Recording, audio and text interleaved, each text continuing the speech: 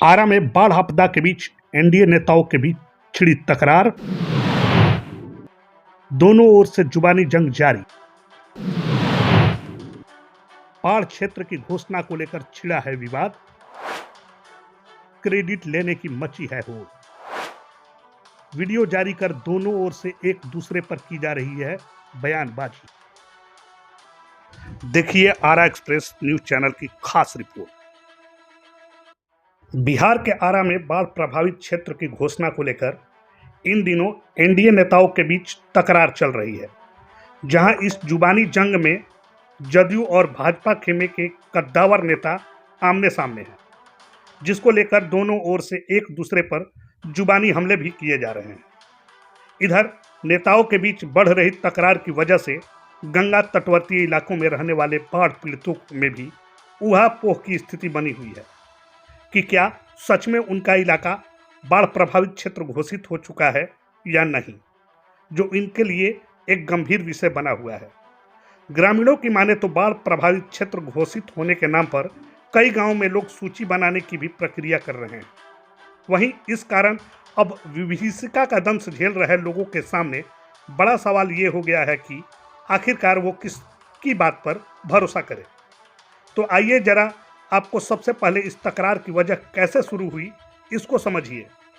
दरअसल विवाद उस वक्त से शुरू हुआ जब बड़हरा के बीजेपी विधायक राघवेंद्र प्रताप सिंह के द्वारा सोशल मीडिया पर एक वीडियो जारी किया गया और बताया गया कि बड़हरा क्षेत्र के 21 पंचायत और आरा सदर के मुफस्सिल क्षेत्र के 7 पंचायतों को बाढ़ ग्रसित क्षेत्र घोषित किए जाने का दावा किया गया। जिसमें उन्होंने क्या कहा, पहले इसको सुनिए आप। सभा के निवासी लोग के एगो बहुत ही, जबकि बाढ़ के विपत्ति रो सब तुरंत झेलनी है, अभी झेल भी रहा बनी। इस समय में एगो अच्छा सूचना मने एगो बहुत बढ़िया समाचार वो सब के हम दिल चाह कि बड़हरा के जौन भी विधानसभा के भूमि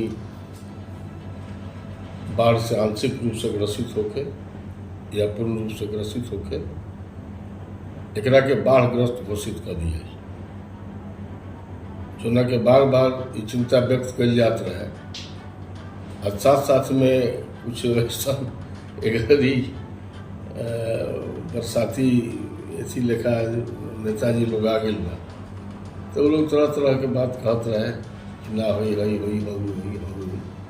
लेकिन हम शुरू से माननीय मुख्यमंत्री जी से बात करनी है, उनके से आग्रह करनी कि हमारे क्षेत्र के बाढ़ग्रस्त घोषित कल जाओ। ऐसे कल जाओ कि भीषण बाढ़ आयल बा बहुत दिन के बाद, तो मुख्यमंत्री जी के प्रति हम आभार प्रकट करें। तो आपने सुना बीजेपी विधायक ने बाढ़ क्षेत्र की घोषणा को लेकर क्या कहा था। इस वीडियो के वायरल होने के बाद जदयू के पूर्व एमएलसी रणविजय सिंह ने भी बाढ़ प्रभावित क्षेत्र के मुद्दे को लेकर एक प्रेस वार्ता को संबोधित किया, जहां पूर्व एमएलसी के द्वारा बीजेपी विधायक की घोषणा पर सवाल खड़ा कर दिया गया। जहां उन्होंने मीडिया कर्मियों को संबोधित करते हुए कहा कि फिलहाल सरकार की ओर से आरा के किसी भी इलाके को बाढ़ प्रभावित क्षेत्र घोषित नहीं किया गया है, जिसके बाद से ही यह तकरार शुरू हो गई। कल भी हमने कहा है प्रेस कॉन्फ्रेंस में, और आज हम दोबारा कह रहे हैं, आज 28 तारीख, अभी भी कोई भी पंचायत, कोई भी गांव बाढ़ घोषित नहीं हुआ है। माननीय मुख्यमंत्री जी से हमने कल भी बोला है कि हमारी बातचीत हुई है, आज भी बातचीत हुई है, बहुत जल्द बाढ़ घोषित होने वाला है। अब इसको 4 दिन पहले 3 दिन पहले कोई आदमी ये कह दे, कोई माननीय ये कह दे, जिनसे जो लोग जुड़े हुए हैं उनके स्टेटमेंट का बड़ा मीनिंग होता है कि बड़हरा की कुछ पंचायत और आरा मुफस्सिल के कुछ पंचायतों को बाढ़ घोषित कर दिया गया है। तो ये तो भ्रम की स्थिति है। कल भी हम यही बात बोले हैं कि भ्रम होने से लोग अभी परेशान हैं, भ्रम फैलने से और परेशान हो जाएंगे। तो चूंकि ये विषय बिहार सरकार का है, जब तक माननीय मुख्यमंत्री जी उसको नहीं घोषित करते हैं, तब तक कैसे कोई कह सकता है कि बाढ़ घोषित हो गया। और कल भी हमने कहा है कि पूरे बड़हारा के वासियों की तरफ से ये हमारा भी मुख्यमंत्री जी से आग्रह है, और मुख्यमंत्री जी खुद भी तत्पर है कि इसको जो बड़हारा के पंचायत को, मुफस्सिल के पंचायत को, बिहिया में जो है शाहपुर के कुछ पंचायतों को बाढ़ घोषित कर दिया जाए, जो बाढ़ से बहुत ज़्यादा प्रभावित है। ये तो कल भी और हम आज भी आग्रह कर रहे हैं कि ये जल्द से जल्द हो जाए, और होने वाला भी है। लेकिन अब इस पर कोई क्रेडिट लेना चाहेगा, हमारा जनता के प्रतिनिधि वो भी है, माननीय हमारे बड़े भाई, जनता के प्रतिनिधि हम भी हैं, तो ये तो हम लोग का दायित्व तो बनता है ना कि इसको पूरा करवाया जाए। इसके लिए ये बोलना कि हमारे कहने से ये हो रहा है, मतलब क्रेडिट लेने वाली बात नहीं होनी चाहिए। और चुनाव तो अपने समय पर होगा, किसको टिकट मिला नहीं मिला, इस तरह से बात इतने सीनियर होके कि बात, अरे कोई लड़ाई का मैदान नहीं है ना, लड़ाई के बाद, अरे चुनाव में जब होगा, हो सकता है कि जो है चुनाव मौका मिलेगा, कभी लड़ाई होगी, उस समय देखा जाएगा। और जनता भगवान है, जनता फैसला करती है, तो जब मौका मिलेगा तब ना इस बात की चर्चा होनी है।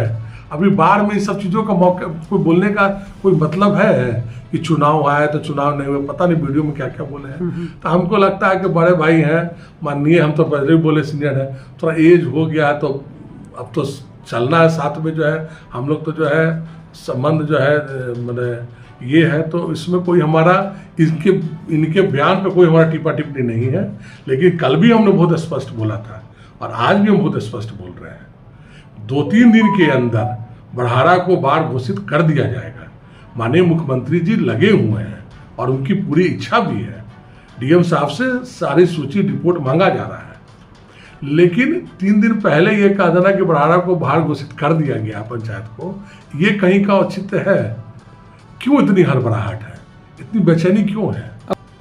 अगर हुआ रहेगा तो सूची आप लोग के पास भी आएगा ना, उसका प्रमाण आएगा ना। अगर अभी तक नहीं आया तो नहीं हुआ है।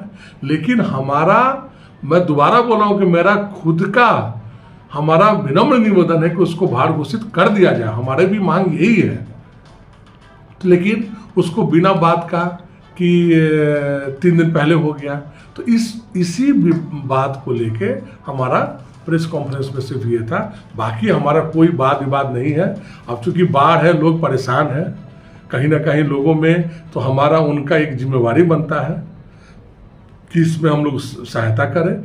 इस बिना मतलब कि बात विवाद में, टिप्पा टिप्पणी में कोई फंसने का या इन्वॉल्व होने की जरूरत नहीं है।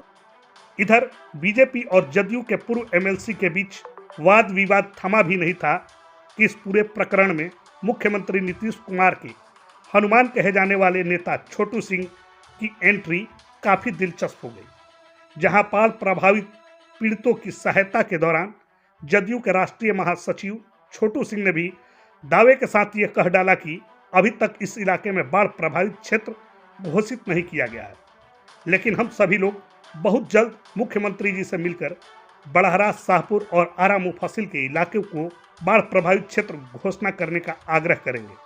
बाढ़ प्रभावित जो पीड़ित लोग हैं वो काफी भ्रम की स्थिति में है, क्योंकि आपके एनडीए में ही 2 नेता जो है वो बाढ़ आपदा क्षेत्र घोषित करने के बात को लेकर आपस में उनकी टकराव हो रही है और बात विवाद हो रहा है।